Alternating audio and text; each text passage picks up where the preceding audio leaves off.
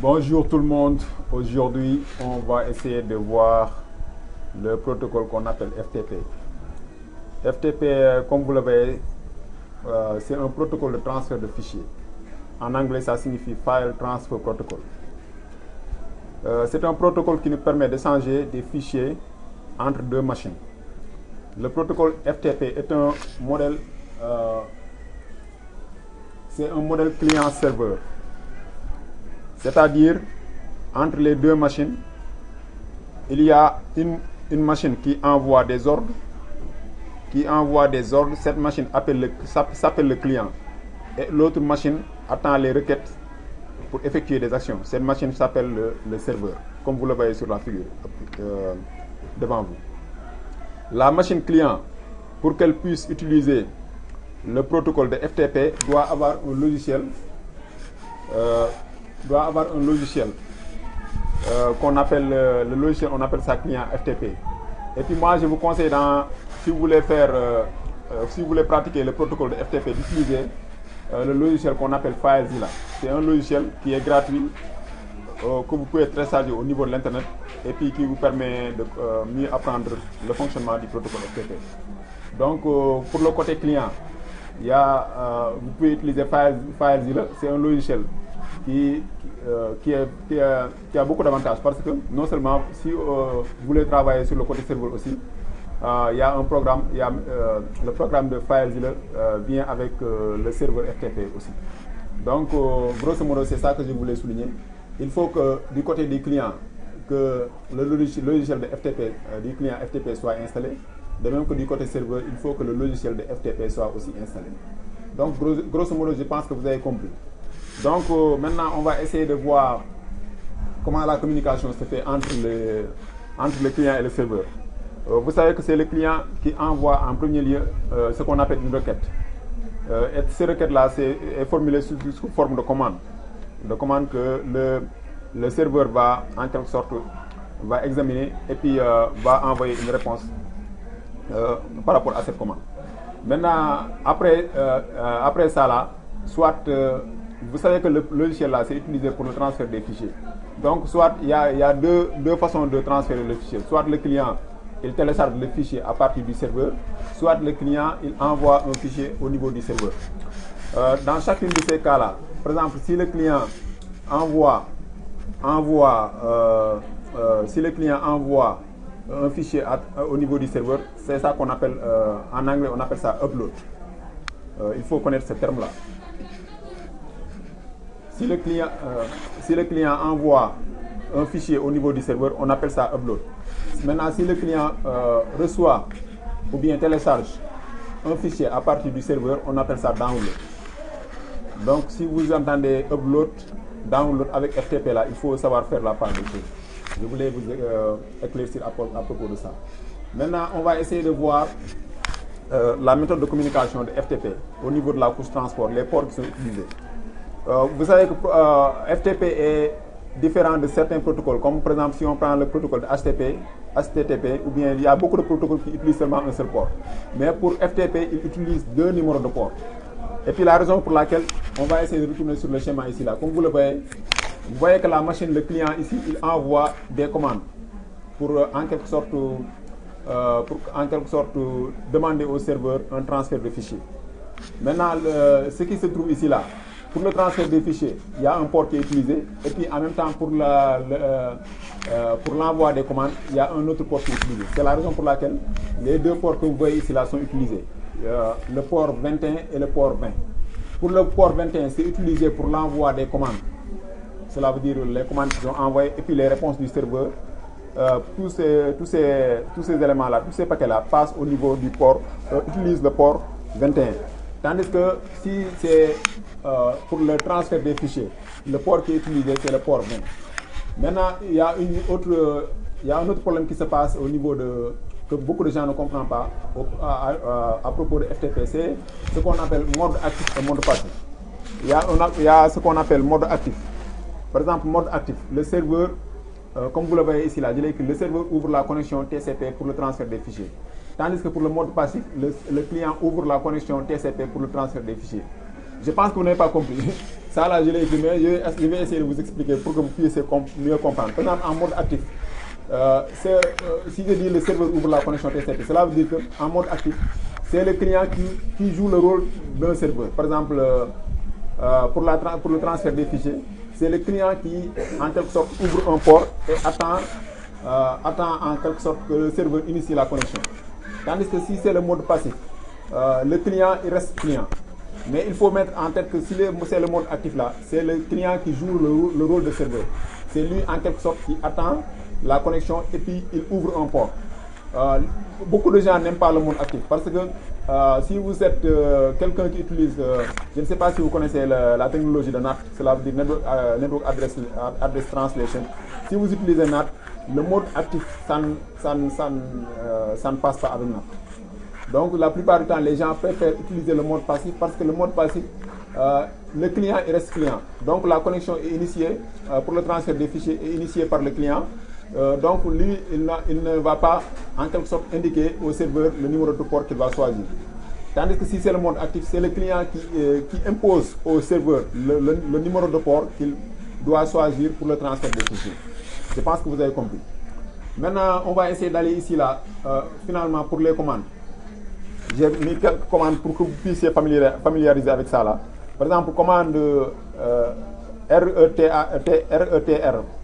Ça signifie, par exemple, c'est une commande qui nous permet en quelque sorte, qui permet au client de récupérer un fichier. Par exemple, de télécharger un fichier, quoi. C'est la même chose que la commande GET. Mais mettez-vous en tête que la commande GET là, ça vient avec le programme du FTP client. Mais normalement, le protocole de FTP, il ne connaît pas la commande GET. Si vous voyez commande GET et commande PUT là, ce sont des commandes qui ont été ajoutées au niveau du programme du client FTP. Mais ces commandes-là ne sont pas connues par le protocole de FTP. Mais les autres commandes-là, à part la commande PUT et la commande GET, les autres commandes-là sont des commandes qui sont natives avec le protocole de FTP. Cela veut dire que ce sont des commandes qui sont connues par le protocole. Mettez ça en tête. Parce que beaucoup de gens pensent que la commande GET et la commande PUT là, c'est connu par le protocole. Non, non.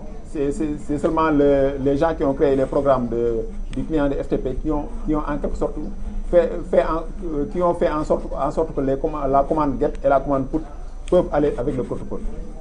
Donc, pour ne pas tarder, qu'est-ce qu'on va faire là? On va aller rapidement sur Cisco Packet Tracer parce que je veux en quelque sorte vous montrer comment ça se joue entre le client FTP, comment la communication ça se passe réellement dans la vie courante. Donc, qu'est-ce qu'on va faire là? J'ai déjà fait la configuration des adresses IP. Et puis, ce serveur le serveur que vous voyez sur le côté droit là, c'est le serveur de FTP. Et puis ça, l'ordinateur sur le côté gauche, c'est l'ordinateur va jouer le rôle de client de FTP. Donc, qu'est-ce qu'on va faire? On va essayer d'aller se connecter sur le serveur. J'ai déjà ce serveur FTP là, je l'ai configuré aussi comme un serveur DNS. Donc, on va essayer rapidement d'ouvrir ici là, d'ouvrir le PC.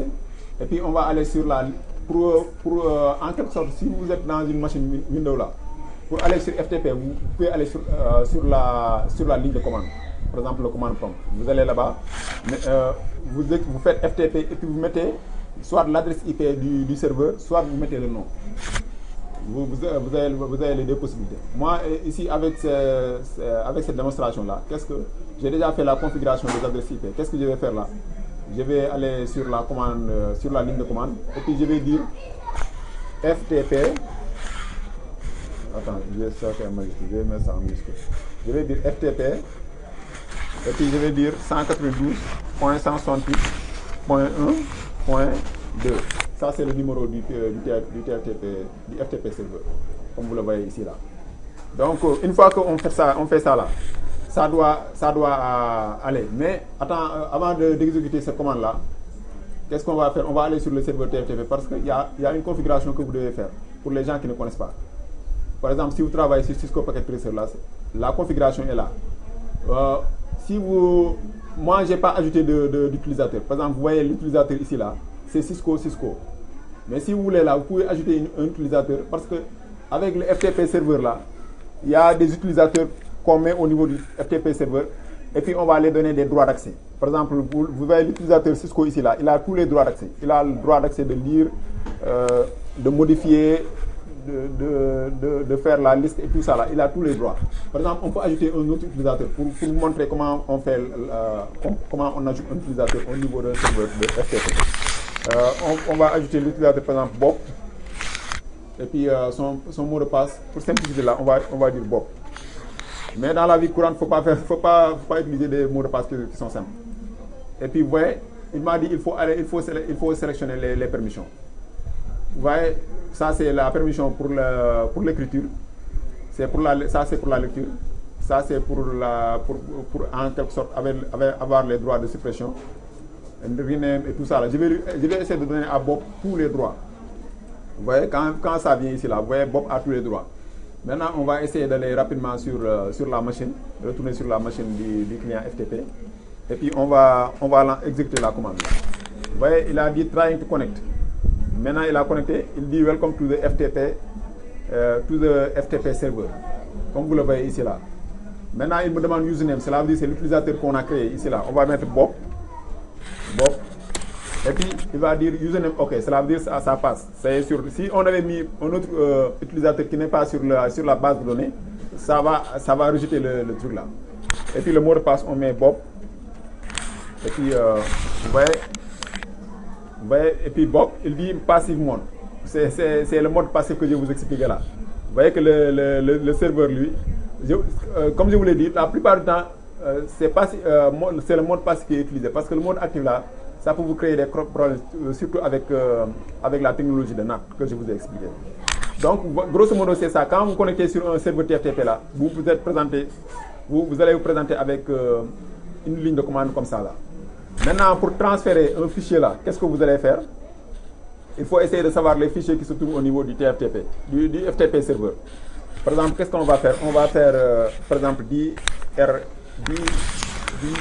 cela veut dire dir en anglais. Quand on fait ça là, on voit les fichiers qui se trouvent au niveau du FTP serveur. Donc, pour obtenir un de ces fichiers là, par exemple, le fichier en haut là, par exemple, c'est ça qu'on veut obtenir, par exemple. On va obtenir le fichier là. Attends, je vais essayer de copier ça, mais c'est un peu long là. Maintenant, on va utiliser la commande qu'on appelle get. Quand on fait get, et puis on va mettre le nom du fichier. Vous voyez?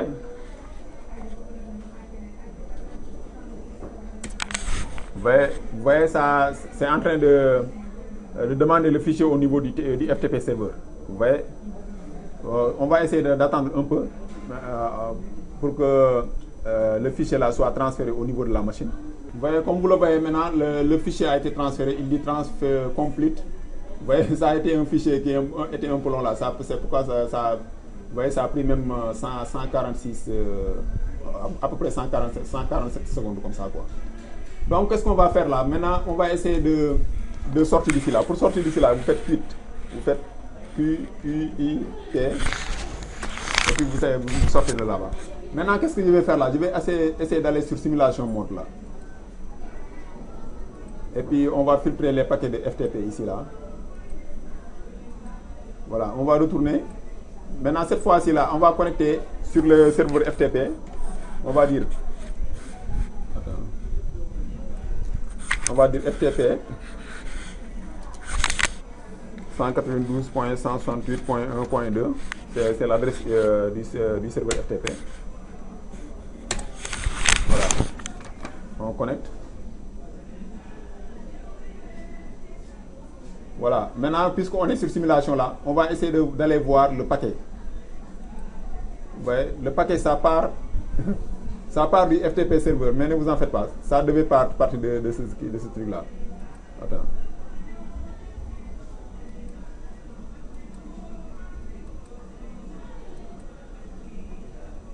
Attends, le paquet qui m'intéresse là, c'est le paquet qui part du client pour aller sur le serveur.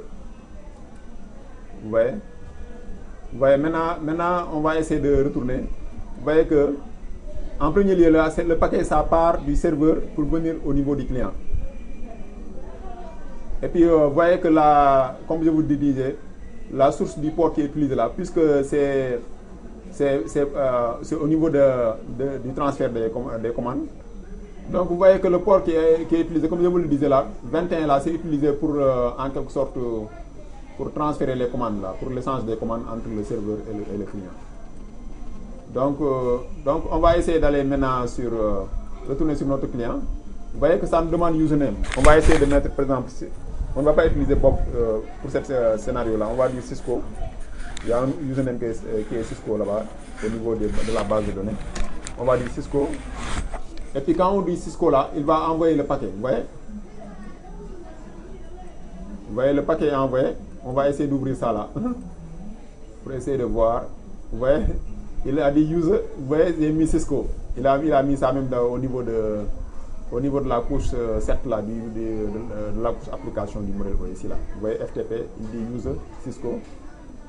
Et puis vous voyez la destination de port, c'est utilisé, c'est 21 aussi, c'est le port qui est utilisé par le serveur. Ça c'est le port utilisé par notre machine, le client FTP. Donc grosso modo on retourne, donc on va rapidement envoyer le paquet. Vous voyez. Et puis le serveur il retourne le paquet. Il essaie on essaie de voir, il dit même username OK, cela veut dire que username, il dit, vous voyez, ça c'est fantastique. Il dit que l'utilisateur, le nom de l'utilisateur est OK, mais il veut qu'on lui donne le mot de passe. C'est ça qu'on va faire actuellement. On va essayer de donner le mot de passe. Je vais essayer d'ouvrir ici là. Vous voyez, quand on ouvre là, il dit username OK, need password. Voilà, maintenant on va mettre le mot de passe. On va dire le mot de passe c'est Cisco. Voilà. Il va envoyer le paquet aussi. On va essayer de voir le paquet. On va essayer d'ouvrir ici là. Ouais, mot de passe, il a mis ça, c'est Cisco. C'est ça qu'on a entré quoi. Ça c'est fantastique. Vous voyez? Vous voyez, maintenant on arrive ici là. Il dit le mot de passe à passer. Cela veut dire que le mot de passe est bon.